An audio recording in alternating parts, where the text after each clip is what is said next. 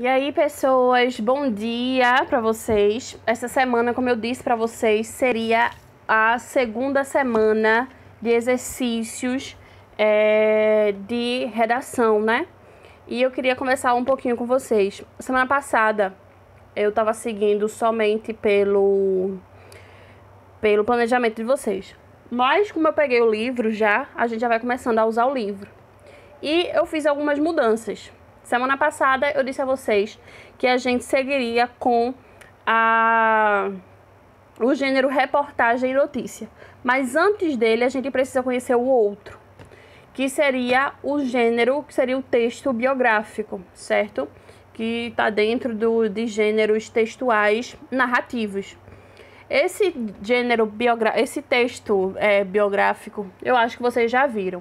E aí eu queria que vocês abrissem o livro de vocês na página, deixa eu ver aqui a página, pra gente já começar a trabalhar com livro, né? Que é importante trabalhar com livro, para vocês já estarem habituados a voltar já vai voltar essa rotina por agora, mas a gente começa a se adequar, né, às coisas. Então eu queria que vocês pegassem o livro de vocês, página 54, o meu é diferente, como vocês já sabem, página 54, né, para vocês irem acompanhando. Vejam só, a gente começa aqui com o gênero biografia, página 54. O que estudaremos nesse capítulo? A gente tem as características da biografia, as vozes verbais, agente da passiva e as palavras parônimas. E aí a gente começa esse capítulo 3 com histórias de vida. E ele começa para vocês lerem a biografia de Fernando Pessoa. Fernando Pessoa é um autor português, né, que ele é um autor considerado modernista. E aí ele tem as principais são 4 personas que ele tem, que aí a gente vai entender daqui a pouco sobre os heterônimos dele. E antes da gente ler sobre a vida de Fernando Pessoa, a gente vai entender um pouquinho sobre a biografia. Vamos lá. Caracterizando o gênero. Nesse capítulo estudaremos um gênero textual com uma função social muito importante, a biografia. E a biografia, ele é um texto, né? Um gênero textual que é muito importante, que seria um punhado de características, de narrativas sobre a vida de alguém. Quando a gente pesquisa, quando a gente se faz presente, ou se tem aquela sabedoria sobre a vida de alguém. E aí, a partir dessas pesquisas, a partir desse conhecimento, a gente forma um texto sobre a vida e os principais acontecimentos sobre essa pessoa, né? Ela pode ser famosa ou não, pode ser qualquer pessoa que você queira fazer, que a gente vai ter a produção de texto. E é importante que vocês saibam que, quando eu for fazer um texto biográfico, eu preciso de vários acontecimentos, dos principais acontecimentos sobre essa pessoa, para eu poder compor esse texto, certo? E aí, uma curiosidade muito grande é que nas civilizações mais antigas, mais clássicas, né, surgiu os primeiros indícios de textos biográficos, e neles os escrivãos, eles faziam os textos a partir dos grandes nomes e de grandes personalidades daquele tempo. Então, se a gente vê, por exemplo, Alexandre o Grande, quando vocês assistem o filme dele, tem um rapaz, que eu não me recordo se é Aristóteles. Aristóteles é não lembro quem é, esse exemplo me veio agora. E eu não lembro quem é que faz, mas é um autor muito famoso da Grécia. E ele fala e ele escreve sobre a vida de Alexandre. Então, essa característica, eles queriam com isso falar sobre todos os fatos históricos, falar sobre os fatos mais extraordinários daquelas pessoas, para que no futuro novas gerações conhecessem aquelas personalidades. Então, a importância está aí. Registrar personalidades, grandes pessoas, para que no futuro outras pessoas passem a conhecer aquele ser humano, né? E aí, como eu já disse a vocês, é um texto narrativo que ele conta a história, né? Ele é um texto narrativo, ele conta tudo o que está acontecendo, todos os acontecimentos, de forma cronológica, a partir do nascimento até a morte, se a pessoa morreu, ou até o ponto de vida daquela pessoa, se ela ainda estiver viva. E aí, ele é um texto narrativo porque pode ser feito em terceira pessoa. Eu posso escrever sobre outra pessoa. Isso se faz por terceira pessoa, que eu falo dele, certo? E se eu quiser escrever uma biografia minha, seria uma autobiografia que eu estaria escrevendo sobre mim mesma. Então, seria eu escrevendo sobre eu mesma. Então, seria de primeira pessoa. Certo? Então, são narradas como um tempo cronológico, eu disse a vocês, tem no nascimento, no meio, tem as partes mais importantes do desenvolvimento daquela pessoa e no final, se ela estiver morta, fala até o tempo que ela até o tempo que ela morreu. E se ela não estiver morta, fala do nascimento, da vida dela, do ápice, né? Das grandes ações, grandes feitos daquela pessoa. E no final fala até onde ela está vivendo agora, se ela tem 40 anos, se acabou quando ela tinha 50, enfim, certo? E aí pode ser escrito em primeira ou terceira pessoa, que eu já falei pra vocês, e pode ser vista como análise da vida de uma pessoa. E muitas biografias têm essa característica de trazer uma análise sobre aquela personalidade. E é o que o livro mostra pra vocês sobre Fernando Pessoa, que traz uma visão do autor que geralmente ninguém conhece, quase ninguém conhece, né? Eu conheço, que eu adoro Fernando Pessoa. E aí ele fala sobre as características de Fernando Pessoa, fala do nascimento, fala sobre o período escolar, fala da adolescência, fala das obras que ele escreveu. Então, é mais ou menos isso, certo? Mais ou menos isso não, é isso. E a biografia é feita através de estudos documentais. O que seria isso? É você fazer os estudos sobre dados, sobre documentos, sobre coisas da vida daquela pessoa que seja interessante colocar naquele livro ou naquele texto, certo? A autobiografia, como eu disse a vocês, que o autor ele escreve sobre ele mesmo. A mini biografia seria uma biografia não tão extensa como a maioria dos livros né? A gente pode fazer um texto curto sobre a pessoa, como o texto de Fernando Pessoa aqui.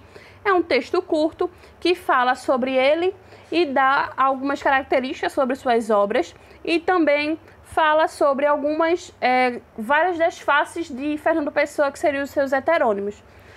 E aí, a biografia é feita de um autor sobre outra pessoa. Então, quem escreveu essa biografia aqui sobre Fernando Pessoa foi Rosana Meira. Rosana Meira, que é uma biógrafa que estudou sobre Fernando Pessoa e fez esse texto pra gente, certo?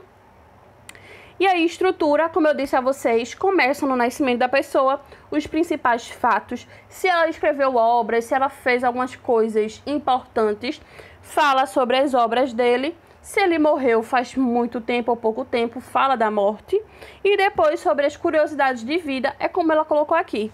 Ela primeiro fala do nascimento de Fernando Pessoa, fala quem é o pai, para onde ele foi depois que o pai dele viajava muito. Depois ele voltou ele foi para a África do Sul, depois foi para uma instituição católica irlandesa. Depois, no período escolar, ele tinha habilidades em letras, ele sabia que tinha essas habilidades e estudou. E depois, por se influenciar na vida posteriormente, ele virou autor, começou a trabalhar em jornais, começou a escrever. Depois eles estão falando dos primeiros poemas de Fernando Pessoa, que foram lançados em 1901. Depois disso, em Lisboa, fez faculdade, cursou faculdade de letras de Lisboa, né? E aí ele começou a fazer tudo o que ele quis.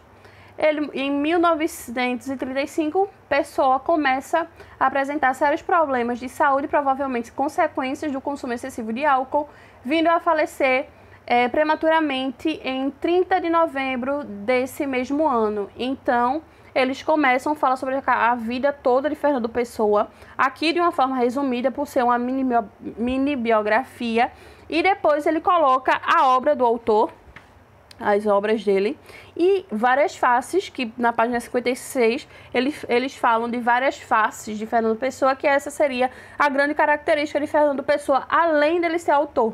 Que Fernando Pessoa, não sei se vocês sabem, conhecem, ele junto com Alberto Caeiro, Álvaro de Campos e Ricardo Reis, ele começa a lançar, né, poemas, escrituras e textos com outras personalidades. E aí é muito interessante, quando a gente sabe disso, começar a estudar sobre Fernando Pessoa e seus heterônimos, né?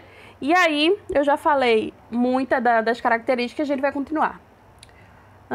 Como se trata de um retrato da vida de uma pessoa, esse gênero contribui bastante para ampliarmos o nosso conhecimento sobre a pessoa biografada. Normalmente alguém com uma trajetória de vida que vale muito a pena ser relatada. Neste capítulo, os textos que selecionamos trazem exatamente dois homens cuja vida foi muito importante, Fernando Pessoa e Che Guevara. Vamos conhecê-los. E o primeiro momento, ele fala aqui sobre Fernando Pessoa. Vamos ler? Vamos lá. Fernando Pessoa, o homem. No dia 13 de junho de 1888, em Lisboa, nascia Fernando Antônio Nogueira Pessoa, filho de Joaquim Seabra Pessoa e Maria Madalena Nogueira Pessoa. Aos 5 anos de idade, fica órfão de pai. A mãe casa-se 2 anos depois com o comandante João Miguel Rosa, com quem vai morar em Durban, na África do Sul. Lá, Fernando Pessoa conclui a formação básica em instituição católica irlandesa. Ainda no período escolar, Pessoa demonstra grande habilidade com as letras, o que veio a influenciar sua vida posteriormente. Além de um dos mais importantes poetas da língua portuguesa, ele foi editor, astrólogo, publicitário, jornalista, empresário, tradutor e crítico literário. Ganha destaque na escola pelos seus escritos, chegando mesmo a receber algumas premiações estudantis. Tal aptidão, no entanto, não assegura confiança nas relações interpessoais. Tímido, solitário e introspectivo. Será através das criações dos seus heterônimos que Fernando Pessoa libertará sua necessidade de diálogo. Seus primeiros poemas datam de 1901, escritos em inglês. Pessoa cursou Faculdade de Letras de Lisboa, abandonando o curso em 1907. Publicou estudos e críticas na revista Águia e fundou a revista de Orfeu. Essa revista de Orfeu é muito interessante porque é ela, junto com ela, que as principais características do modernismo, que é uma escola literária, vai aparecer, certo? E tida como marco inicial do modernismo português. Tá vendo? Eu disse a vocês. A professora é inteligentíssima. Vamos lá. Nesta última publicou com o heterônimo de Álvaro de Campos os poemas Opiário e Ode Triunfal, que foram bastante criticados na época. Em 1935, aliás, Pessoa começa a apresentar sérios problemas de saúde, provavelmente consequência do consumo excessivo de álcool, vindo a falecer prematuramente em 30 de novembro desse mesmo ano. E vocês, eu não sei se vocês perceberam algumas características. No primeiro parágrafo, ele começa a apresentar Fernando Pessoa. E nessa apresentação, ele começa a dizer quem é o pai, quem é a mãe, o que aconteceu com o pai, né? E aí, as principais características dele na vida, na infância. E aí, No segundo parágrafo, ele começa a dar as principais características de Fernando Pessoa, a partir da sua juventude até as suas características, qual foram os seus empregos e tudo mais. Na terceira, ele já fala sobre os principais trabalhos literários de Fernando Pessoa. E ao final, no quarto parágrafo, ele fala sobre a morte de Fernando Pessoa e a característica dessas mortes, né? A obra de Fernando Pessoa é extensa e considerada uma das mais significativas da língua portuguesa. Classificado por muitos como modernista, sendo um dos fundadores do modernismo português, Pessoa não pode ser entendido apenas por essa rotulação literária. Do conjunto de sua obra destacam-se as poesias assinadas com heterônimos. Heterônimos são personalidades, vou explicar de uma forma que vocês entendam. São personalidades além da personalidade do autor. Então, se ele tiver ele e mais uma pessoa que escreve, ele que escreve, mas é outra personalidade totalmente diferente, com outras características que são diferentes do autor, do principal autor. Então, Fernando Pessoa tinha outras mais heterônimos, sendo eles Alberto Caeiro, Álvaro de Campos e Ricardo Reis, e Bernardo Soares, que eu disse a vocês são 4. Mas, como o livro está dizendo que é o menos conhecido, mas Bernardo Soares não é o menos conhecido. Bernardo Soares, se eu não me engano, ele fez um livro. Foi mensagens não. Quando eu lembrar, eu digo a vocês. E essas obras escritas com nomes de outras pessoas demonstravam influência de outras vertentes literárias, como o classicismo. O classicismo também se encontra muito nessas personalidades, mas isso não é importante para vocês agora, certo? Quando vocês estiverem no terceiro ano, isso vai ser importante. E aí, Fernando Pessoa, Mensagem, em 1934. Essa obra de teor patriota reúne vários poemas sobre grandes personagens históricos portugueses. As demais composições, que compreendem textos críticos, teóricos e filosóficos, cuja temática diversifica-se em religião, esoterismo, misticismo, maçonaria, crítica literária, existência e identidade, foram divulgadas de maneira esparsa.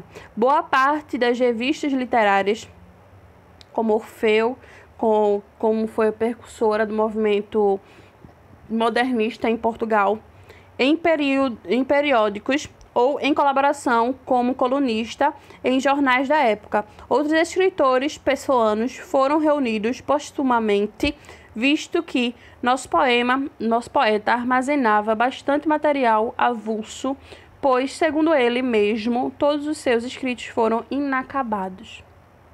Várias faces. Os poetas criados por Fernando Pessoa ultrapassaram os limites da mera atribuição autoral e se constituem personagens inteiros, cuja profissão, ideologia, princípios, conflitos e histórias de vida são bem demarcados. Assim, seria impensável falar sobre Fernando Pessoa sem assegurar proporcionalmente a importância às suas outras faces, seus heterônimos. A relevância desses poetas personagens dá-se principalmente pelo fato de que Pessoa publicou mais obras assinadas por seus heterônimos do que propriamente com seu próprio nome. Dessa forma, não basta-se toda a diversidade da personalidade pessoana. Alguns posicionamentos são diversos e conflitantes ao ponto de não caberem em si, ou não serem passíveis de reunirem-se numa única identidade. Os heterônimos vêm à tona como identidades autônomas, né, com data de nascimento, falecimento, causa da morte. E esses heterônimos estão sempre dispostos a dialogar, criticar de forma indireta ou explícita, influenciar, rechaçar e até invalidar o trabalho de seus pares, em uma convivência esquizofrênica cujo resultado proporcionou enriquecedor material para nós leitores. E aí temos Alberto Caeiro. Alberto Caeiro é um dos principais heterônimos de Fernando Pessoa. Seu perfil é camponês filosófico, embora não admitisse defensor da vida simples e bucólica. Nascido em Lisboa, não teve quase educação formal, apenas instrução a instrução primária. Órfão de pai e mãe, morreu de tuberculose. Sua poesia apresenta uma busca pela simplicidade e pela naturalidade do ser. As coisas para ele deveriam ser vistas de modo objetivo. Para ele, pensar não é compreender, e ver é conhecer o mundo.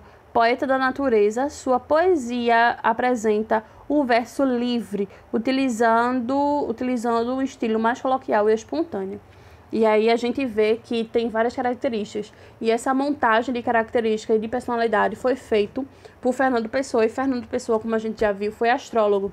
E aí